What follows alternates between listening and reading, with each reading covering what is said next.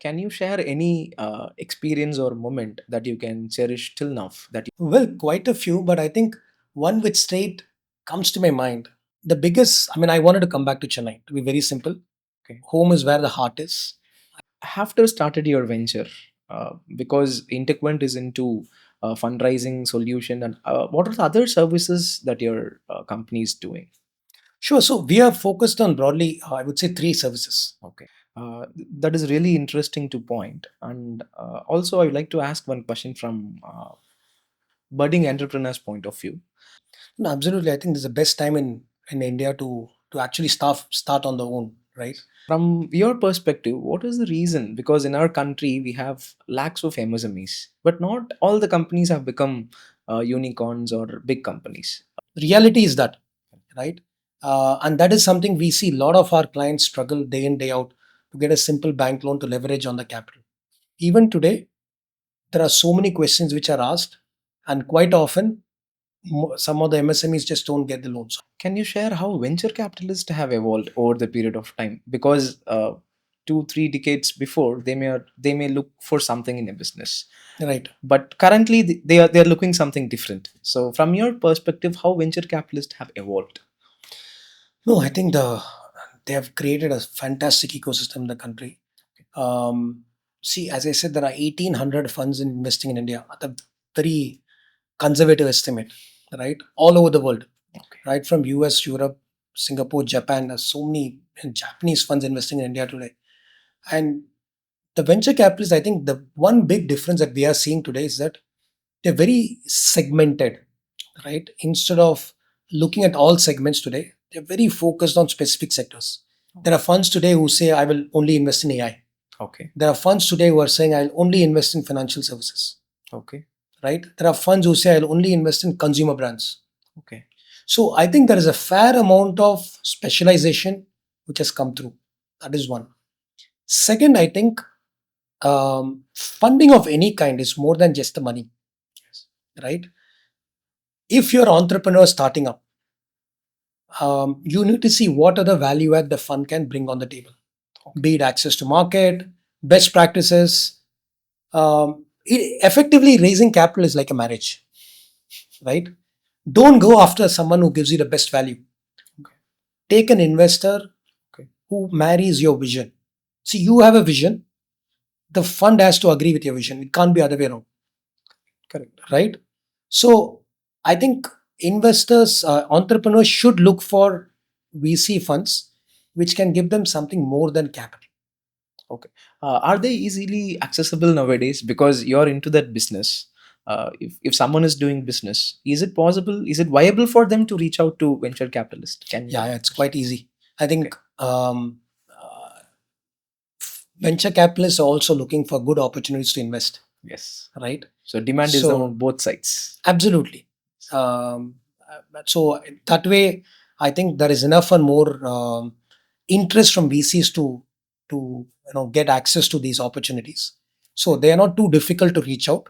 Okay. But having said that, I think the key is the pitch, right? Okay. How you pitch to VCs. Now we meet several entrepreneurs. The what we see as a challenge is the ability to articulate Okay. the larger opportunity they're going after. Okay. That is where I think Indian entrepreneurs can be a little more sophisticated, I would say, right? Okay. See, equity raise is all about two things: storyboarding and timing. Okay. Right? Now, storyboarding is crucial. Well, what do you mean by storyboarding? Right? Storyboarding is how are you positioning your company vis-a-vis your competitor. You're going after a market which can be crowded or need not be crowded, but what is the unique value prop you're bringing on the table? Okay. How do you position your company? That's very, very important. So articulating your vision, problem statement, I think that is storyboarding. That's the most crucial part of any fundraising, right? Second is timing. Okay. Right? What do you mean by timing? For example, we are in December today, right? If you reach out to VCs today, they're shut shop, right? Okay. Month of December, practically all the funds are completely closed. Now I came to know how you gave appointment to us, because you're quite busy. Uh, No, no, anytime for you, Professor. I'll always give you appointment. That's never an issue. But limited point. I think the timing to market is important. For example, if you're going to market at the same time another competitor of yours is hitting, who has possibly better metrics than you, Okay. then all investors will look at your competitor, not at you. Right? So timing is as important as storyboarding when you go to market. Amazing. We will have a quick rapid fire round. Sure. It will. I hope it will be interesting for viewers as well. Right. Your role model, My father. reason, sir. I think too many things, but he created the ambition in me Okay. and the vision for me. Your hobby, Um, Playing badminton. your strength, My strength is ability to develop relationships. one habit that you wish to change. Can be temperamental at times. Okay. What is success according to you? Happiness. Amazing, sir. So, thank you for such quick answers. Uh, can you share or your experience with your friends and your college life, especially in RKMVC? Can you share any unforgettable moment to cherish? No, college life was phenomenal. Okay. See, the best part of Vivekananda College was we had the best students from all over the city, be it from PS, Padma Shashadri, TAV, of course. So you could sort of interact with a peer group which was equally ambitious, right? And when you are in such an environment, you thrive, right? So I think that was phenomenal for us. Second, I think what I liked about Vivekananda College is that it is not merely an academic institution, right? Um, the entire value system of the college is rooted in the um, teachings of Swami Vivekananda, right? Even today, if I look back, I still remember, Jan 12th, if I remember right, we used to have a long walk from um, Vivekananda College, Swami Vivekananda's Illam in Triplicane, right? And we used to learn about a lot of his teachings. And one of my favorite quotes is "Arise, awake, stop not until you succeed." It sort of resonates with me even today. Great. So I think there is a lot more I gained. I think education was only a part of it. Okay. Right. Do you want to give any message to your own alma mater, to the institution? If you want to wish to say something, it is a platform. Kindly go ahead. Yeah. So I think one of the things which I would certainly like the college to look at is increase the industry interactions, right? I know, I think company secretary department has done quite a bit, but I think across the college is very important that there is a lot more industry interaction. That is one. Second, I think the syllabus needs to be kept up with the modern world. Correct. See, the pace of change is relentless now, right? It's crucial that the colleges are completely in sync with what's happening with the outside world. True. Otherwise, colleges don't remain relevant to students anymore, right? Anyone who's coming into college will need to get out of it every single day learning something. That's crucial. The During my times, right, we used to learn practically something every single day. A small messages, some on some subject. Okay. I think that's crucial. Yes. Right. So there has to be some takeaway for students every single day. I hope it is really helpful for the students as well. What is your dream, sir, as of now? Uh, what is your career path vision to march ahead? Can you share about it, sir? Okay, Because interesting. you're a managing director now, you're a co-founder. Now, Right. what is the way forward? No, see, I think we have built a very good franchise, but a long way to go. Okay. That is how I'll put it. We have taken baby steps over last 13, 14 years. We have raised $3 billion of raise. Phenomenal team in place. Very proud of my team in terms of what they have achieved so far. But we can always do better. Okay. Okay. And I think our aspiration is to be among the top investment banks uh, in the country. Um, and I'm sure we can get there. My best wish, that will definitely happen.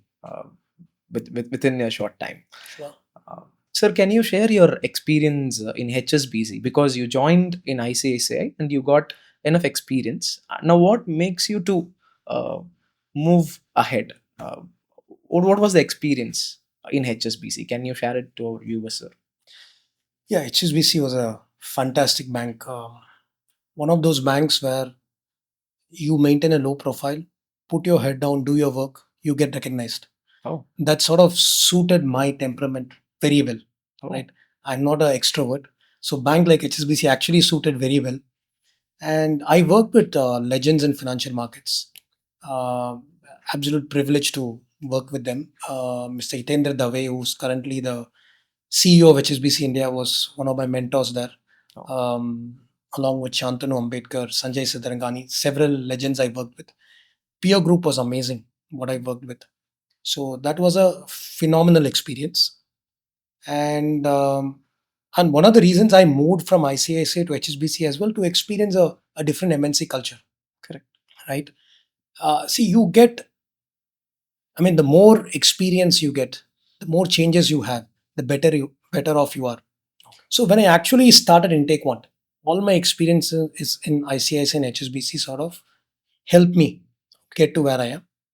And last but not the least in all of this is the family support right through when I started off, Yes. right? And I mean, I spoke about my parents. Of course, my wife always supported me, right? Okay. Coming from a traditional South Indian family, for someone to start on your own, right, is a big ask. It's not like a Marwari community where everyone is expected to start on their own, right? Yes. But my wife was extremely supportive, whatever I did. And then I started off in Take One along with Sandeep. In particular about HSBC, can you share about the work culture prevailed there? Because if they are picking someone who are very talented, which means they are very open in their mindset. So, can you share about the work culture, work environment that you experienced at HSBC?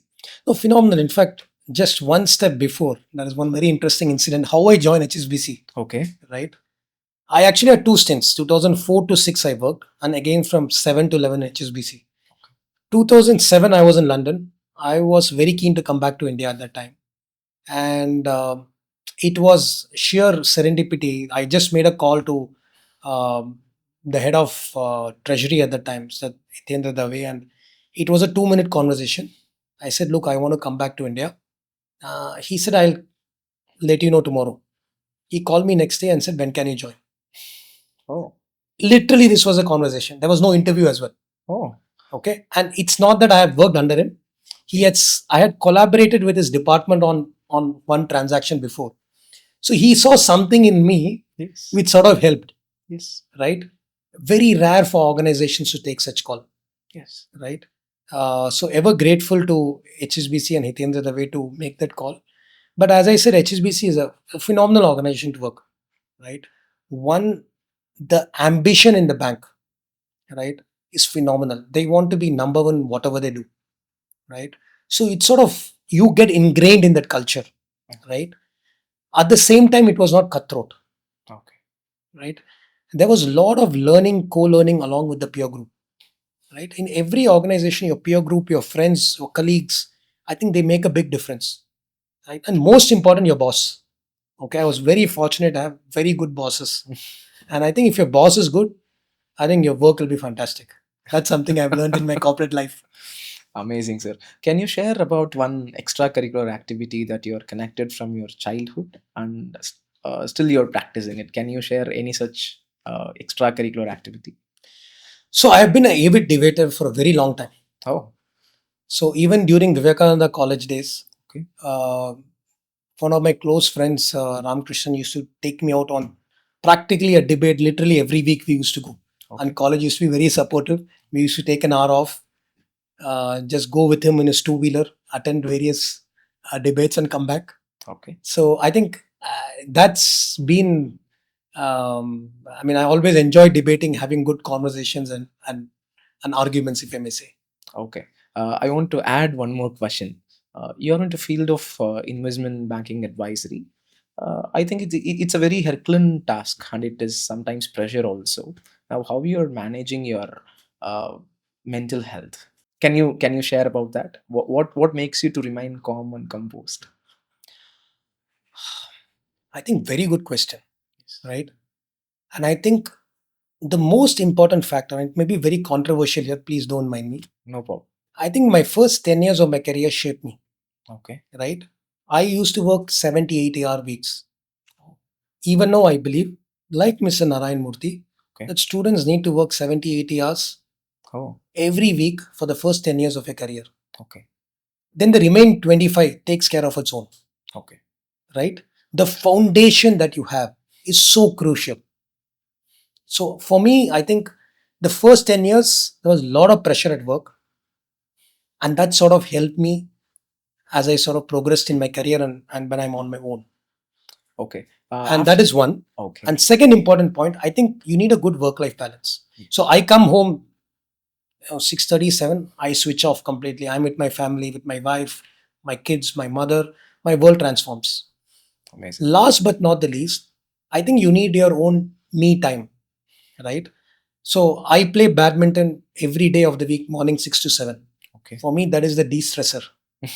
If I don't play badminton on a day, it's a fairly dull day for me, right? Amazing. So I think these are a few things which are very essential.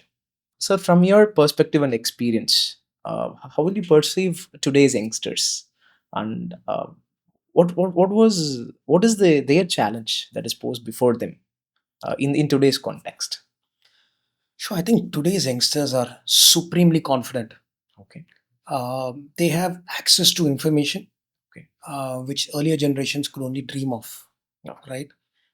They are very aspirational, very global in outlook. Um, but with all of this comes challenges, right?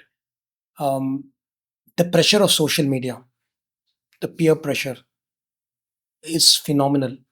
The need to prove themselves very early in the career, right, can potentially cause anxiety to them, Yes. right? The need to spend more than they earn, and that is something I'm seeing in the um, you know the candidates I recruit as well.